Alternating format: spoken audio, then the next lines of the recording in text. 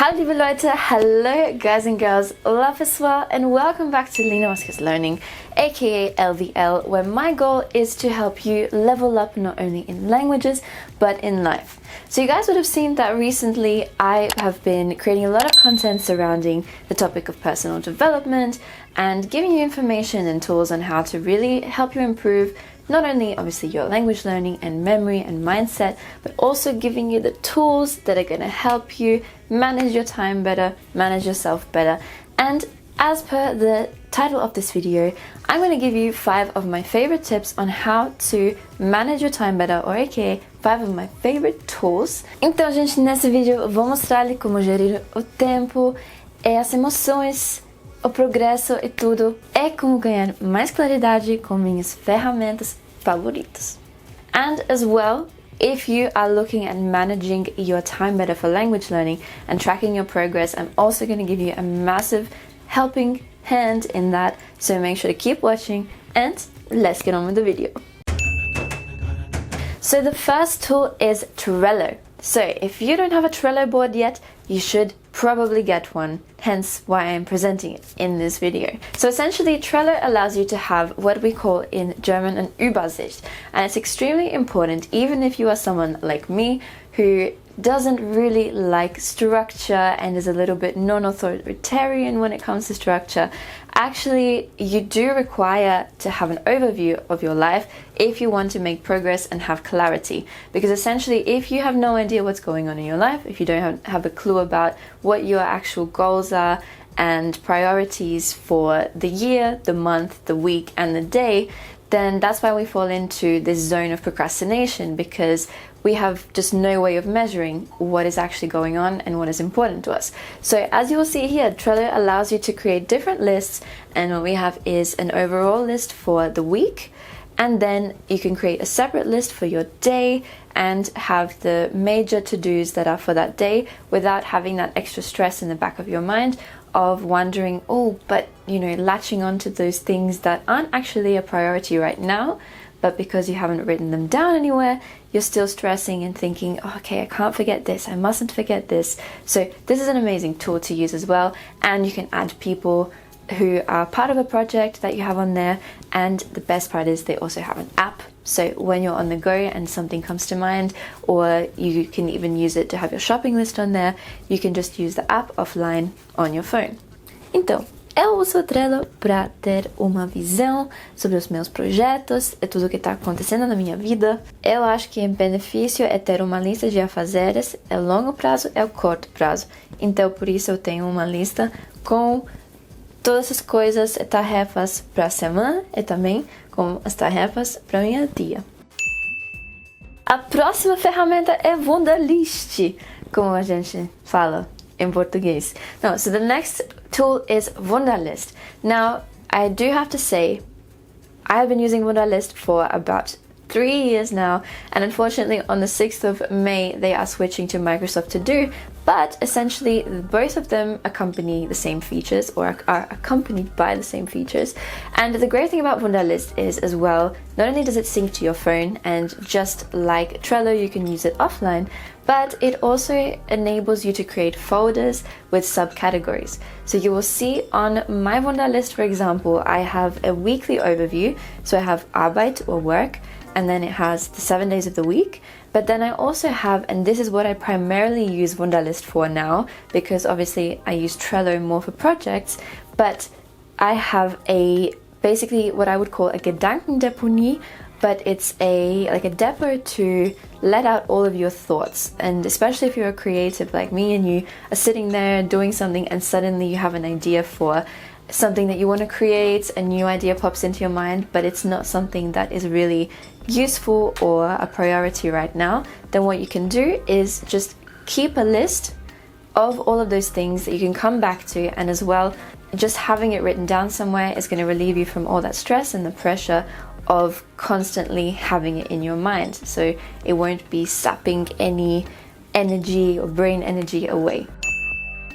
So on that note, another great tool is Evernote. So Evernote, especially if you are studying or you just like to have a hub for all of your information, if you're doing readings for your projects, anything like that, you can obviously keep, as the name suggests, notes on Evernote and have kind of notebooks in there. But I also use Evernote for checklists, and it is also a really good hub space to have, and it also syncs to your phone. So once again, you can use it both offline and online.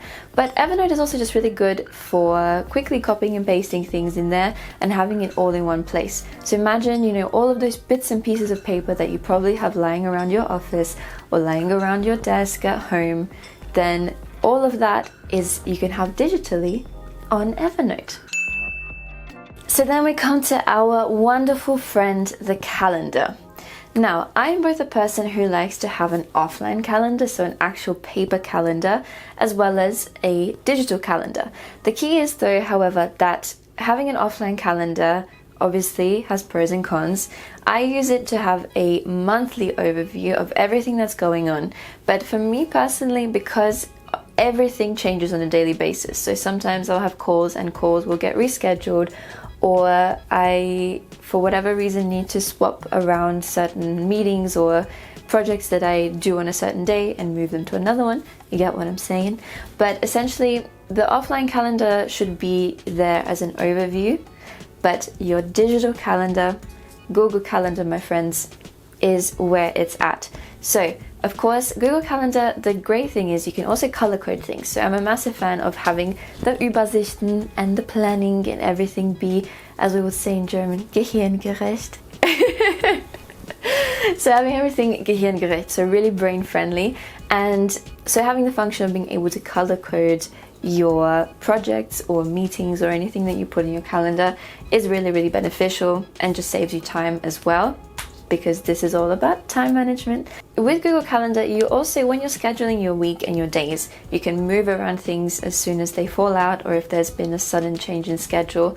But most importantly, leave buffer space, because oftentimes we underestimate how long something is actually going to take us to do, and then we are left at the end of the day feeling stressed because, well, we feel like we haven't achieved it because we didn't meet essentially, you know, our goals, but actually your goals were maybe a little bit over ambitious. So scheduling buffer space, use Google Calendar, and color code your events for maximum brain efficiency. So another huge question I get all the time is how to track your progress in language learning. And it might sound counterintuitive, but Instagram. Yes, I am telling you to use social media more.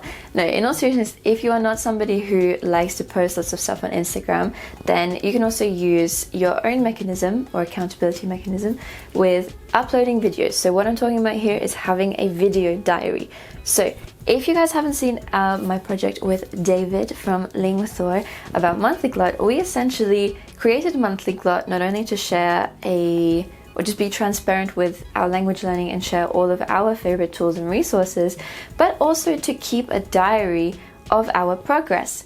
And this is where Instagram is an amazing tool. You can, of course, use Facebook or create a YouTube channel, but keeping a video diary ensures you are tracking your progress and you can see just clearly your improvement from day one to whatever day, or just on a daily basis.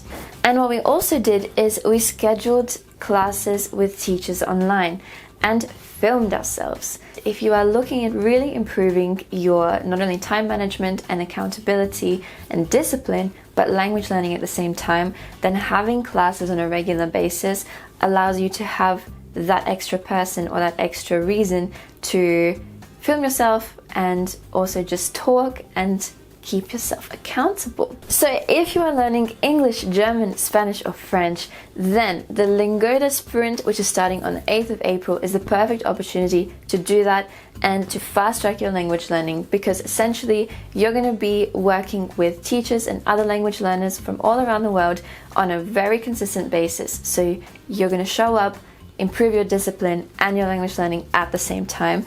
And if you're learning German and English, there is also the new feature of added quizzes. So we know it's all about memory-friendly stuff, and reviewing your learning from lessons with quizzes is an amazing way to do that and work with the idea of spaced repetition and also just reinforcing the learned material so that you don't forget it and you improve your language skills. And now, if you complete the sprint, you will also have access to the Cambridge test for English. If you want to really check your English level and have that certification, then we have Linguist skill provided by Lingoda after the sprint, so make sure to check it out. And of course, guys, I have a €10 discount from your deposit.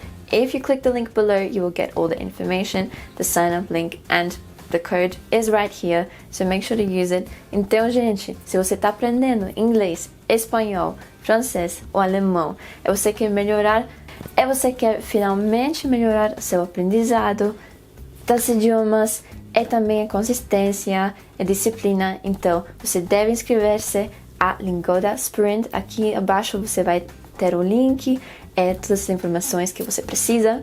E também eu tenho o meu código para vocês. Se você inscreve-se agora, você vai ter um desconto no depósito. Então, gente, vamos lá! So guys, here's an incentive for you to really level up in your language learning. You can earn up to 100% money back if you subscribe to the Super Sprint Challenge, where you'll have one class per day for 3 months and earn 100% back if you attend all of them. Make sure to check out the conditions. And if you're a bit tighter on time, you can take the Sprint 15 classes in half the time and you get 50% cash back. So don't miss out because places are limited and the gates close on the 24th of March, so sign up soon. So guys, those are my 5 favorite tools on how to really manage yourself and your time better. Leave a comment below. I'd love to know what resources or what kinds of tools do you use to manage yourself, and let me know if you found these tips helpful. And other than that, subscribe to my channel, deixa like e comentário, and I will see you guys in my next video. Até a próxima. Tchau!